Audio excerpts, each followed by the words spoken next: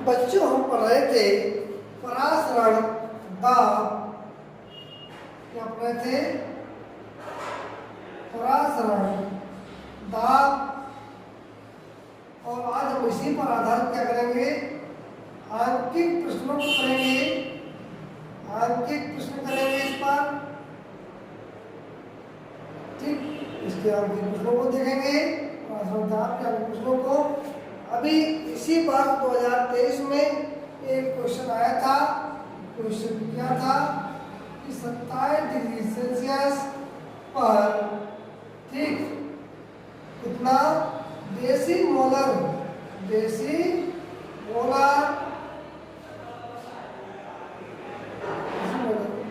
Urea के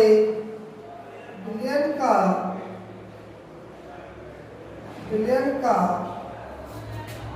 परासरण दाब ज्ञात कीजिए। परासरण दाब ज्ञात कीजिए।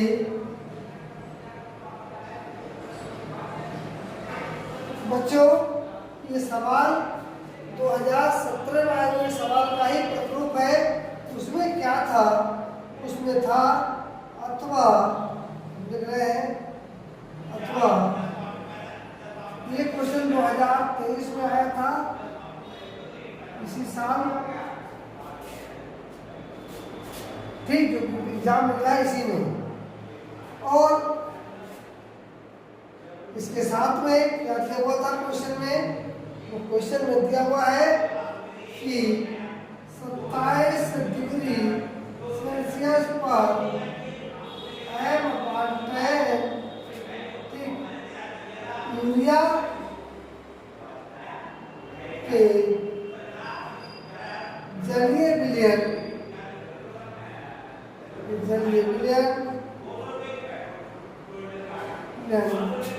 का परासरण दाब ज्ञात कीजिए। बस समझने वाली बात थी। क्वेश्चन दोनों एक ही है, एक सही आंसर आएगा इन दोनों का। एक सी करने का मेथड है। इसमें मोलरता दे दी है और उसमें देसी मोलर बोल दिया। तो मेरे बच्चों, इस चीज को ध्यान में रखना, कहीं पर भी आ जाए कि देसी मोलर, देसी मोलर का मतलब समझ जाओ, 1/10 मोल प्रति लीटर। और अगर आ जाए देसी मोलर, क्या आ जाए? 1 देसी मोलर, यहीं पर आ जाए 1 देसी मोलर। तो समझ जाओ 1/10 मोल प्रति किलोग्राम,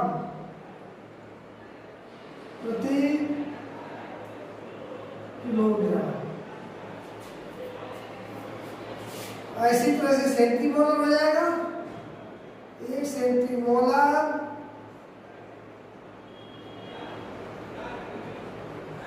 सेंटी 1 मीटर का 100वां भाग होता है, तो हो जाएगा 1/100 मोल प्रति लीटर। यहाँ पर हो जाएगा, इसी तरह इसका हो जाएगा 1/100 मोल प्रति किलोग्राम। और आ जाए 1 मिलीमोलर,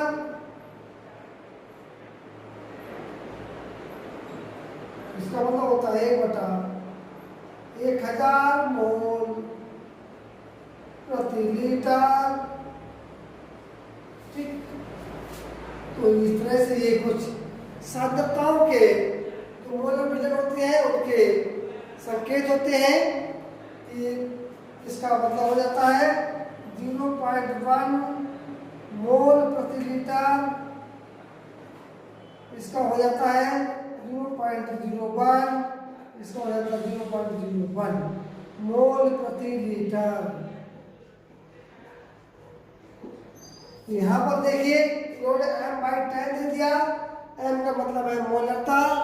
मोलरता है इसकी कितनी 1/10 एम सॉल्यूशन है, यानी 1/10 मोल प्रति लीटर, मोल प्रति लीटर है। बस इतना सा खेल था सवाल में, इस परिभाषा का और इतनी चीज का। तो मैं समझता हूं बच्चे समझ गए होंगे। इसमें मान करते हैं हम, ठीक। सेंटीमोलर, डेसीमोलर, मिलीमोलर ये हमने आपको बता दिया है। ये मोलरता है और ये मोलरता है। ये मोलरता मिलेगी, इधर ये होगी मोलरता। जब मोलर होगा डेसीमोलर, ठीक, तो आएगा मोलरता में। ये मोलरता है, मोलरिटी, मोलरता, ठीक। ये आ जाएगा मोल हो जाएगा, जो विलायक होगा विलायक का भार प्रोग्राम में आ जाएगा। इतने विलायक में इतने मोल बोले हैं। अब हम इस सवाल की ओर बढ़ते हैं। देखिए सवाल को देखते हैं। सवाल में क्या कहा है, कैसे कहा है, अब देखिएगा। हम जानते हैं सबसे पहले दिया हुआ क्या क्या है। किसी भी सवाल को करने से पहले ये जरूर नोट कर लो क्वेश्चन में दिया क्या है।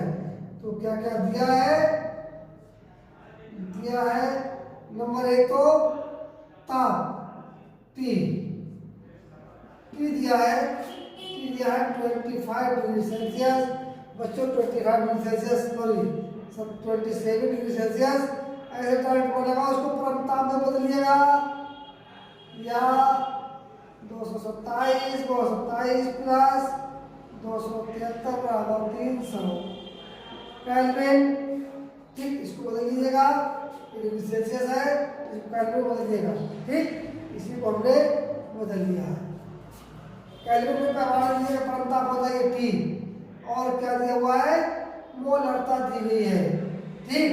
क्या दी गई है, यूरिया की मोलरता, ठीक। आगे की विलयन का सांद्रण दिया गया, विलयन की सांद्रता, चाहे तो डेसीमोलर हो और चाहे 1/10 या 1/10 एम का तात्पर्य है कि विलयन के 1 लीटर में, विलयन के 1 लीटर आयतन में विलय के 1/10 या 0.1 मोल, ठीक। इसको हम स्मॉल आई से रिप्रेजेंट करते हैं, बुले हैं, यानी बुले हैं, ठीक। अब हमें क्या मिल गया, एन की वैल्यू मिल गई। हम जानते हैं यह सूत्र क्या है, पाई इक्वल टू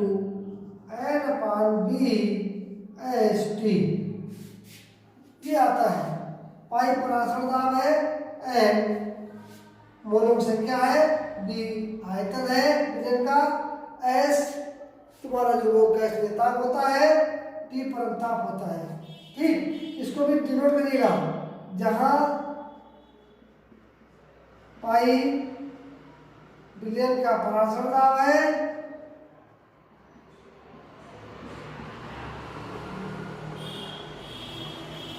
ठीक।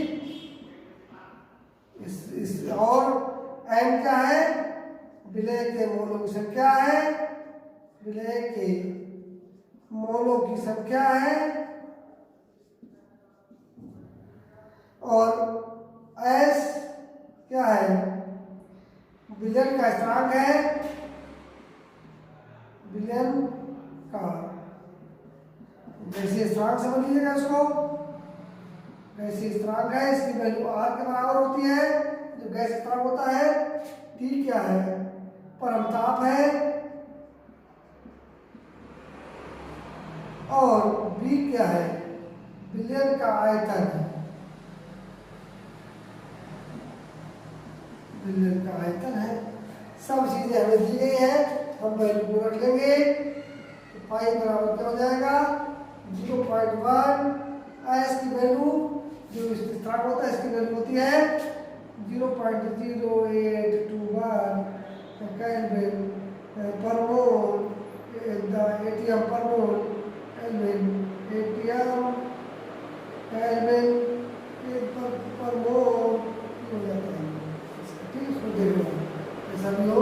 इसकी वैल्यू हमें लेंगे 0.0821 इंटू की वैल्यू दी है निकालिए 300 केल्विन 300 बटे बी का मान है 1, यानी इसकी वैल्यू हो जाएगी कितना हो जाएगा 3 का 0 0 3 एकम 3 3 दूनी 6 और 3 अट्ठे 24 दशमलव लगा लीजिएगा कितने हो जाएंगे 1 2 3 4 1 2 3 4 1 2 3 4 5 स्थान पर दशमलव आ जाएगा, यानी एटीएम मिलियन का जो परासर बराबर है यूरिया मिलियन अतः मिलियन का परासर बराबर 2.46 वायुमंडल। ठीक, एटीएम बोलते इसको हम वायुमंडलीय होता है।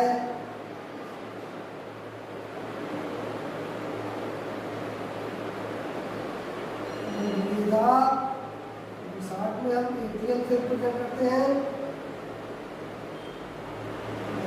मैं आशा करता हूँ कि आपको ये न्यूमेरिकल समझ में आया होगा। ठीक, एन की वैल्यू 0.1 एटीएम ने यहाँ से निकाल दिया है मोल। एस की वैल्यू हमने यहाँ पर बता दी है, ये नियतांक होती है, निश्चित होती है। टी की वैल्यू हमने यहाँ डिग्री सेल्सियस से कैसे बदल दिया, तो दोनों सवालों का आंसर यही आ जाएगा। ठीक, नहीं खींचना है। ठीक, यहाँ तक आपको समझ में आ गया होगा। धन्यवाद।